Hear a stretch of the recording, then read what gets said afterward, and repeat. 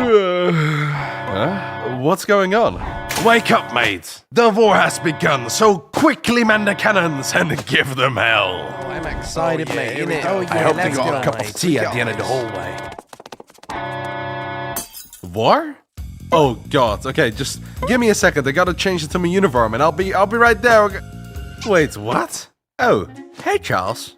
Wait, why aren't you guys manning the cannons? The cannons? What are you... Oh, you mean the war? Already finished it, matey. The war is over? Yeah, mate. Hey, you joining this round to what? This bloke is about to wager his soul. Ah, bollocks. A deal's a deal, sir. No, wait. Can I go to bed again? Historically Facts, Part 5. Welcome to the late 19th century. And welcome to Great Britain. The land of industrial revolution, the land of economic opportunities, and the land of overcrowded cities. With many rats. You know what else Britain has many of? Colonies. How many? Very many. Approximately 22% of all of Earth's land area. It's the biggest empire that the world has ever seen. And within that humongous empire is a small island called Zanzibar. Just off the coast of Tanzania, Zanzibar was the trade center of the Indian Ocean, connecting African, Indian, and Asian traders all in one spot. This made the island crucial for the British colonists, as it strengthened their position in the African trading world. But that wasn't the sole reason the British wanted the island. There was also slavery. No. The British didn't want to establish it, they wanted to abolish it. Around the year 1800, the British had a change of heart and decided that maybe tearing families apart and shipping them across the world to work till they die of exhaustion wasn't that humanitarian. So, after a good old talk with abolitionists like Thomas Clarkson, Grenfell Sharp and William Wilberforce, they decided that slaves are indeed also human, and passed a law that made it illegal to have slaves in the Great British Empire. This simultaneously resulted in a new spark in the hearts of the British people. We shall free the world of slavery and have every man, and later on maybe also women, made equal. This brings us back to Zanzibar. Turns out, just because the British quit slavery doesn't mean the local sultan and many traders settled in Zanzibar did themselves as well. And that was a problem for the British, as slavery is very inhuman and not allowed because of the British law. Now, the easy way to deal with this problem is to immediately force every trader and wealthy person on the island to give up their main source of income so the island would no longer be illegal.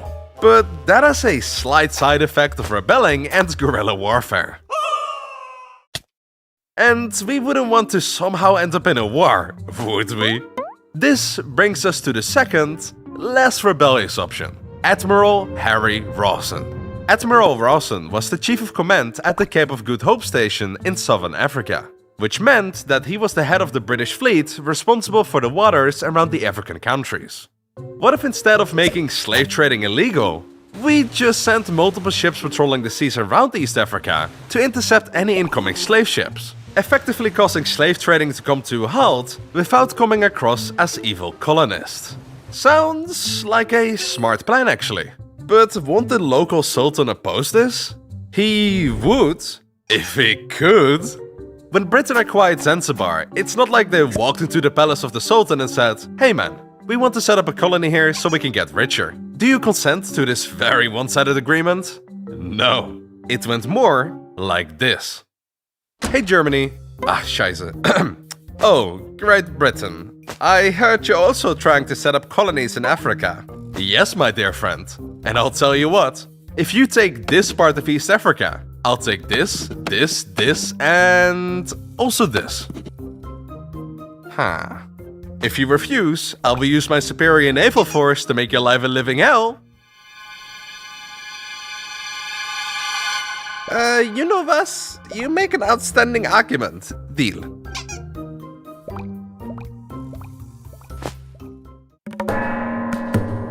Oh, hello, Sultan Hamad bin Tuwaini. I own this island now. Any objections? You sure? Okay, nice. But wait a minute. If the British seized ownership of the island, why is the Sultan still here? To once again avoid any unnecessary warfare, which we certainly wouldn't want to happen, They kept the Sultan in place to create the illusion that the Zanzibaris were still governed by their good old slave-loving Sultan. Though, in reality, he was more like a puppet of the British to control the population. As long as the local Sultan would listen to the British, nothing bad would ever happen. And he's dead. How did he die? Suddenly. AKA probably poisoned by his cousin, Khalid bin Bargash. Gosh, poisoned by a family relative? We have never seen that before in history. Alright, so the Sultan is dead, which means the British lost their puppet. Very upsetting. Not war-triggering upsetting, but still pretty bad. Time to get a new Sultan elected. Here are our two choices. We have Hamud bin Mohammed, a pro-British anti-slavery candidate, or Khalid bin Bargash, the same dude who poisoned the previous Sultan, and not to mention, really didn't like the British. Why did he hate the British so much? Well, when Ali bin Said, the Sultan before the poisoned one died, the British, just like now, had two choices. A pro-British, anti-slavery candidate, or Prince Khalid bin Bargash. Khalid was the only son of a previous Sultan, which made him a prince and, in his opinion, the successor of the throne. The British didn't think so, and favored Hamid bin Tuwaini a lot more. Khalid really didn't like that, and in response to the British denying his sultanship, stormed the palace and barricaded himself inside till the British gave him the throne. Luckily, the British managed to smooth talk their way to Khalid giving up the throne anyway, so unnecessary blood wasn't shed. But now, the same thing happened to Khalid again, and he wasn't about to let his sultanship be taken away for a second time. So, after hearing the British favored Hamud bin Mohammed over him, he once again, though now with over 3,000 men and women, stormed the palace and locked themselves inside. The British initially tried to once again sweet-talk Khalid into leaving the palace, but Khalid had enough of the British and flat out ignored them this time. This was extremely problematic for the colonizer, as they had to get a sultan in power that aligned with their ideals. After asking Khalid to leave again, presumably now with a bouquet of flowers, the British turned back to Admiral Harry Rawson.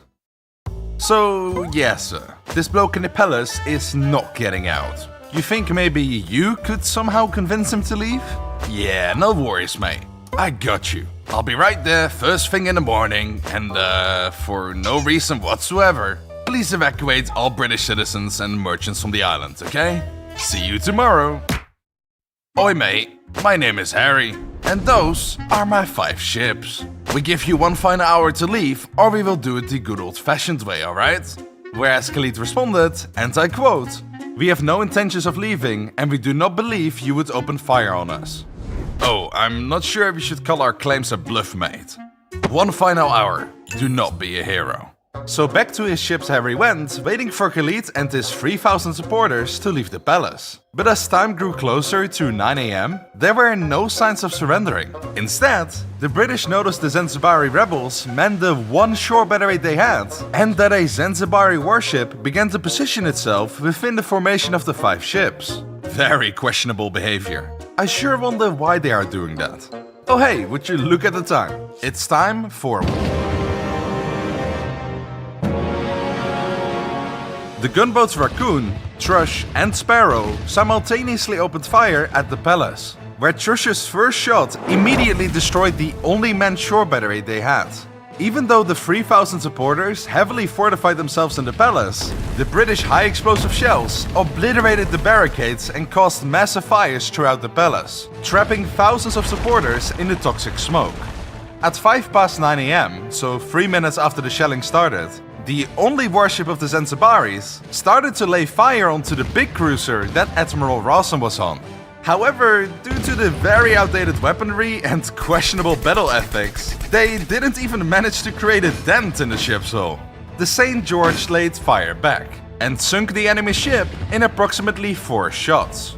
For some reason, a couple minutes later, 2 small steam launches came to try to take down Thrush, but they did it with rifles? What? Needless to say, they were disposed of really quickly as well. And that was all the naval defenses that the Zanzibaris had. What followed was 30 minutes of over 500 high-explosive shells continuously fired upon the palace, till one brave Zanzibari climbed up to the roof to take down the rebellers' flag. And then the war ended. Yep, the entire war, the shortest war in history, ended in just 38 minutes, with over 500 casualties on the Zanzibari side and only one sailor hurt on the British side, presumably by accidentally dropping a shell on his own foot. In the end, the Anglo-Zanzibar War was the shortest and one of the most one-sided wars in our entire history. Wait a minute, what happened to Khalid? Well, he ran off. 5 minutes into the shelling, he just left with his rich buddies and sought refuge at the German embassy, leaving his thousands of supporters to die in the palace. Bro, uncool.